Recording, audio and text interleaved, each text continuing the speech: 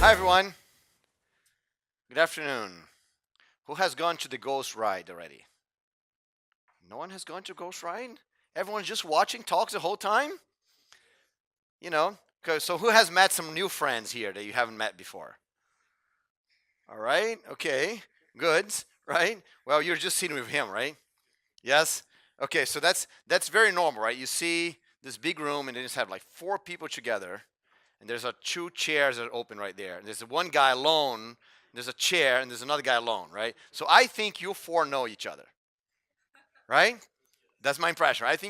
And I think you don't know him, right? Okay, so now the question that I always make to people is like, do you live here in Euro Park, in this Rust city here? Do you live here in this city? No, because it's a very small city, right? I love it. Looks like a Playmobil city, doesn't it? Right? When I played Playmobil as a kid, that's like looks like, right? So I think you don't live here in the city, right? So you traveled to come here. You did how long? A long time. So my flight was 15 hours flight to be here, right? And so after 15 hours flight, you're gonna sit with the people that you know all the time, right? Come on, right? You know that's the whole objective why we come to events is so we meet people, right? That's the whole objective, right? Don't be here alone. Go to the Ghost Ride and sit with someone that you don't know, and you go to the Ghost Ride, right? Okay. The Ghost Ride. Well, when I went to the restaurants, there was like a monster in making noise, and I went inside. It's like I think it's the only ride from the park that we can actually go, right? So it's fun. It's not bad, right? You know, so they just arrived here, and they came here and they sat together, right? Both of you just sat together, and him, and you sat right by this guy. Do you know? Do you know him? You see, that's what I'm saying, right? You know, you keep sitting with people that you already know. You know, so you know his name. You know what he works with. So why are you sitting with him? Go sit with.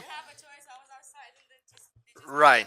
That's the problem. Okay. Yeah. So really, I'm serious about this, right? So when you come to events, the most important thing you got to do is meet new people.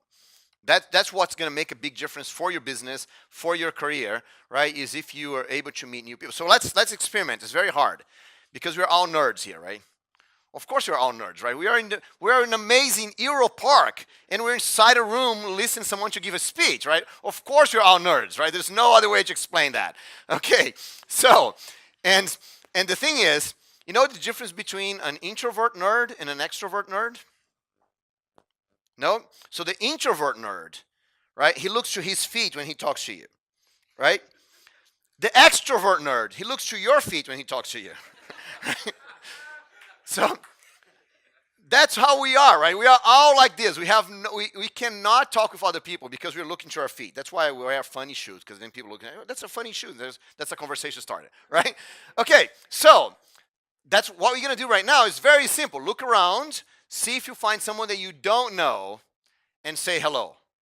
It's very hard, right? Say hello. Yes, no, say hello. Say your name. Yes, right. Say your name. Hi, I'm Bruno. How you doing, Tula? How you doing, man? Well, we are in a short time here, but when you do this, you should tell the person what you work with, right? And listen to all. Hey, come on, sit down. Yeah, don't worry. Right? So you should tell the person what you work with and ask him what he works with, right? One trick, if you wanna, we're gonna talk here about. Well, that's not my presentation. That's his presentation, right? So just so you know. But what we're gonna talk here today is what we can do to actually get developers to come work with us, right? So one interesting thing, if you're an event like this, or if you're working for a customer, or if you're trying to get people to come work with you, the most important thing for you to do is listen, right? Just listen.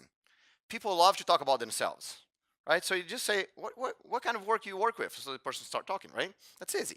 So it's not. So you don't even have to talk too much to get people. And so when you listen, pay attention to what the person actually is trying to do. Right?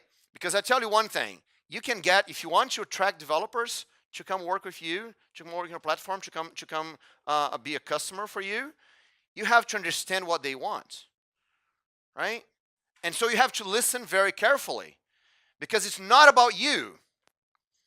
It's not about you, right? So what's your name again? Mentura. So Mentura, can I tell you something that's gonna hurt? Can I tell you something that's gonna hurt? It's gonna hurt. No, I know. That's all I'm gonna tell him. Danielle, can I tell you something that's gonna hurt? Okay, Danielle, no one cares about you, man. Right? No one cares about you. No one cares about you. No one cares about me either. Right? People don't care about us. Right? They care about how you can help them solve their problems. Right? So if you don't listen, if you want to talk about you, if you don't listen to what the other person needs, right? Then there's no way you can help them because you're only worried about talking about yourself, right? So let me understand who we are here. That's the first time I come to this event. I've never come before. I'm a software developer. So my name is Bruno Souza, and I work with professional developers, helping professional developers to share what they know so they can work with the best projects, the best teams, right? So I've been working with developers for more than 20 years. And so that's the first time I'm here, and people tell me that most people in this event are service providers and hosters, right? So who here is a service provider hoster? All right. Yeah, that's true. Most people in this event, right? So some people didn't raise their hands. So let me find out. So who here is a developer? All right. Just Ruslan here, right? Okay. So who here works on sales? Okay. Few people work on sales. Good. Who here works on marketing? Okay. Few people work on marketing. Yeah. Right. Okay. So who here works on the technical side? Right. There's someone. Yes. Okay. On the technical side. Right. Okay. So I asked you for developers. He's like, oh no. I asked developers. Is the first question was developer, right? So you're not. So who here? If you're not a developer, you work on the technical side. Who here handles system administration? All right. More or less. Okay. So what do you do? System engineer. All right. Okay.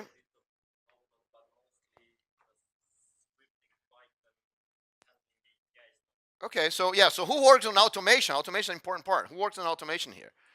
Okay. Cool people. Okay. Good. All right. Okay.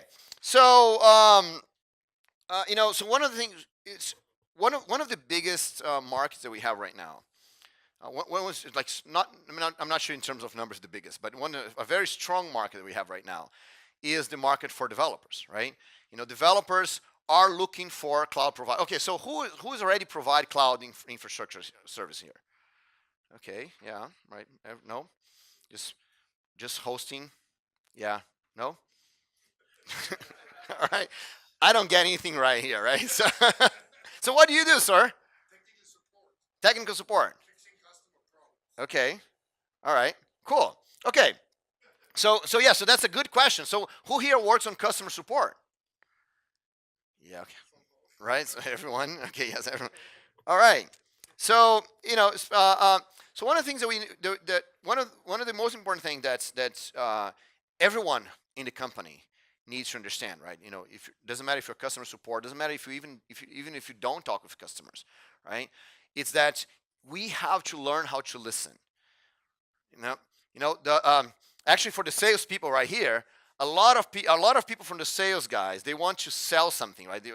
I'm a salesman, right? So I want to sell something, and so their whole objective is to try to convince someone to sell something, and that's a very it's a very hard way of selling things, right? Because every time you try to sell something, you have to overcome all the barriers that the other person has, right? It's like he's trying to. That has to be cheap. It has to be very sophisticated. So you have to convince the person that those things is good, because we're trying to do external selling, right? Someone externally has tried to convince you of that you should do something, and the best way for selling something is actually what we do internal buying.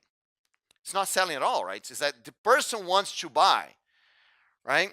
And the problem is that there are some, I'm sure you've dealt with something like this. Someone that comes to you and say, how much does your service cost? And you say, that much, and he just pays it. Because he wants it, right? That's so rare, isn't it? It's very rare to get a customer that he already knows everything. He just wants to come and buy it. And it would be nice if our customers were like this, because then we didn't have to do any work, right? It would be good, right? But the thing is, only 3% of the customers are ready to buy. They're actually looking for something. They're actually looking for, they know what they need. They know they're just looking for a vendor. They're just looking for someone that's actually do the thing. So if you're targeting the people that just want to come and they're ready to buy right now, if you're just targeting those guys, what happens is that you are competing with everyone else for this 3% of people that are ready to buy. They know their pain. They know what they want. They're just looking. So that's the guy that goes into Google and says, cloud provider, right? And they're looking for something. Most of our potential customers, they might know the pain, but they're not looking for a solution yet, right? So those are the people that we have to work with. Use the internal buying. We have to work with them so they understand your pain has a solution, right? So number one mistake that hosters in general, service providers do that prevent them from actually attracting developers for their platform is talking about yourself, right? It's talking about the product. It's talking about how great you are, how cheap you are, how reliable you are, and all those great features that we love to talk about. Make an experiment. Go online and search take a look at your web page. Take a look at every web page of every competitor that you have, right? And you're going to see almost 100% of them, it's only talk about them. Right? You go to the page and it says, we are great, come to us. Look how wonderful our platform is. Look how wonderful this thing that we do is. Look, we are reliable. We are cheap. We are whatever. Right? What is the thing I told you, Danielle? No. What? No. Well, I told to you, right? So what is the thing that I told you that hurts? No one cares about you, right? No one cares about you. No one cares about your company. Right, so if the guy comes to your webpage and you're talking about you, he goes away. He's not interested. No one cares about you, really, right? So if you want to attract people to come, if you want to attract developers to come, you have to talk about them, right? Talk about them. What is to talk about them? What are the problems they have? What are the pains they're going through? What are the things they don't know how to solve? Right? Developers, they love to solve problems. They love. So when they get someone, they understand the pain they're going through, they want to talk to you, of course, right? So if you talk about, you're having problems to deploy your application. Well, yes, I'm having problems to deploy my application, right? So I want to talk to you because, if you understand how to deploy an application better, I'm interested in you because I want to talk to you. So, so you should get, if you want to attract developers to your platform, you should focus everything on what they need, right? Not what you want to say, but what they need, right? Focus on their problems. So that's why listening is so important. You have to understand, it doesn't matter if you're customer service or in marketing or in sales, listen, right? Go to your customer service guys and say, what are the problems that people are having? And on your website, go talk about those problems. Because one interesting thing is, I said that 3% of people are actually looking for problems. For looking for a solution. But almost 100% of people know the pain they have. Right? They know the pain they have. So think about, let's say, for example, that you want to, let me get an example complete outside of our industry, right? So it's easy for us to think, right? So let's say I sell water filters, right? That's outside enough, yeah? Okay, so I sell water filters, right? So if I keep talking about, well, look, my filter is great. It filters water, right? Makes the water very clean. It filters, 100 liters per hour, right? Who cares? Right? Who cares about this, right? No one cares about that. But if I can try to go after the 3% of people that, they decided to buy a water filter, right? They already know they want to buy a water filter, so they're looking for a water filter, right? So they would come to my website and they see, well, those are the features. They go to my competitor website, they look, those are the features. They compare and they see which price and they buy the cheapest ones, right? That's what people do, right? So no, that's like the race to the bottom thing. You don't want to be part of that, right? Now, why we go to race to the bottom, right? Because we are trying to be the cheapest person, because that's how people buy, and we're competing for 3%, right? If we're competing for 3%, that's very hard. All we can do is go to go to the race to the bottom, right? Now, 100% of people, they know the problem. So what problems the water filter solves, right? Let me tell you one example that's a very rare example. If you don't drink enough water, you get headaches. Not a lot of people know that. If you don't drink enough water, you get headaches, right? And that's it's a good analogy, because we're talking about pain and headaches. Softer headaches is good, right? So let's say, for example, you are if your marketing, your website talks about headaches, right? Do you have a headache? Has nothing to do with water filter, right? The person that comes to your website and he has a headache, he's gonna say, yes, I have a headache.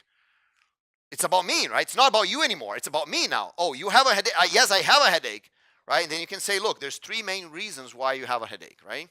One is stress. Are you stressed? Are you working too much? Are you not sleeping well, right? So that's a big reason to have a headache. The second largest reason to have a headache, and I'm not a doctor, right? So I'm just making things up here, okay? So bear with me for a minute, right? So the second biggest reason you have a headache is because you have high pressure, right? So, if you have a continuous headache, I think you should check for high pressure. The third biggest reason why people have a headache is they don't drink enough water, right?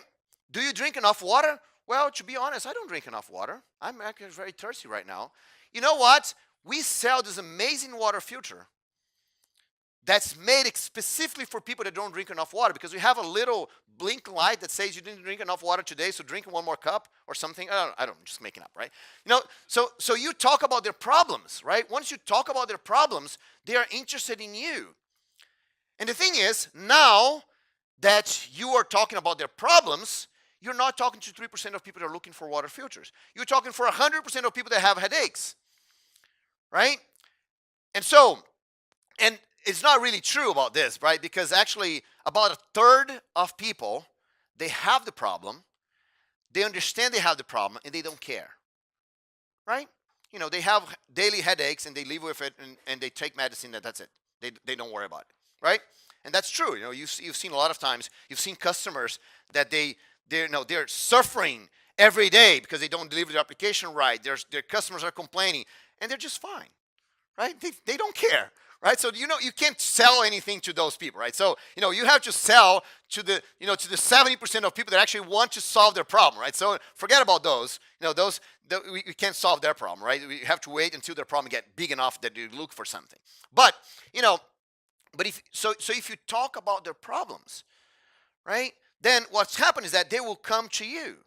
And now, if they come to you to discuss their problems, if they come to you to discuss what things are going on in their project, what things are going on in their lives, when it comes to the time, and you're helping them out, right? Let's assume you're doing the right thing. You're helping them out, right? You're helping them solve their problems.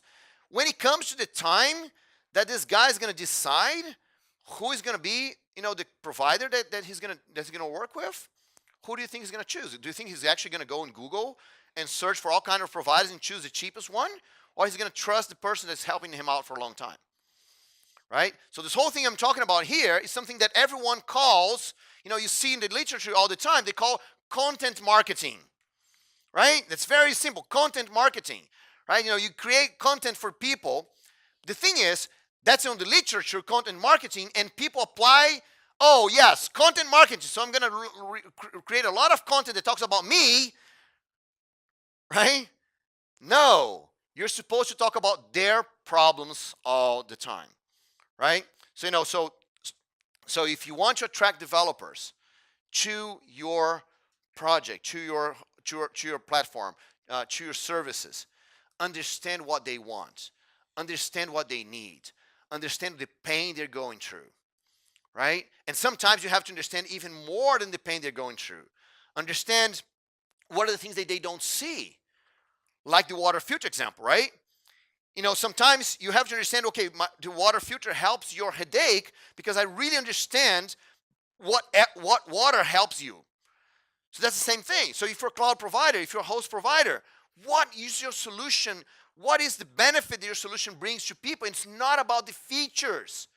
It's about the transformation. It's about how you get the situation they are right now, and you transform the situation to a better situation. Okay? So, if you want to, I only had 15 minutes. I think my time is up, right? So, I'm gonna get Ruslan here in a minute. So I really wanted to tell you this, that understanding your customers is important, but in particular for developers, right? Developers are picky because developers, they have big egos, right? Software development is a hard thing to do, really. It's one of the hardest things that human beings created, right? Because it has no boundaries. You can do anything you want, right? Just anything you think, you can do it. It's very complex.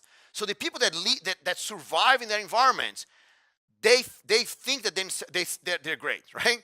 They think that they're amazing, that they're solving the world's problems. So you talk with any developer, they're going to say, so what is your biggest dream in life? Oh, I want to solve the world's problem, right? They phrase in different ways, but they want to create an application that millions of people are going to use, right? They want to solve those big problems.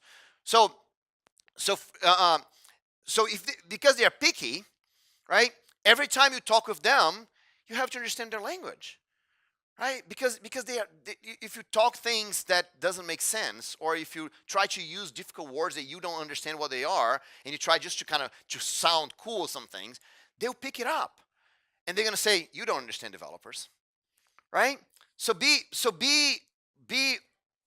honest and clear, and I see amazing people that are able to talk with developers that they will tell right in front of you and say, I'm not a developer.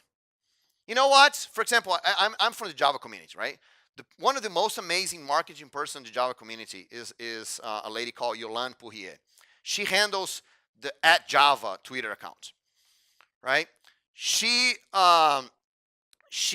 is not a developer, and everything she does is create marketing material for developers, right? And she says this all the time. I'm not a developer, right? So and people love her. She has like 300,000 people following her on Twitter, right? And so a lot of times it's good, if you're not a developer, you don't understand how it works. Just say, I'm not a developer. I don't understand how you work. Tell me, and then you listen, right? The most important thing is listening. Okay, so thanks very much. If anyone of you here would like to work on marketing or reaching out developers, I've been doing this for 20 years. I've been creating developer communities. I'm the founder and president of So Java, the largest Java user group in the world. We have like 80,000 people in the user group. I created the worldwide Java user groups community. There's 400 user groups in that community. So if you need help in reaching out developers worldwide, I'll be here the whole day. I think we're gonna have wine in the end, right? So when we're drinking wine and beer, in the end, we can come and discuss your particular problem.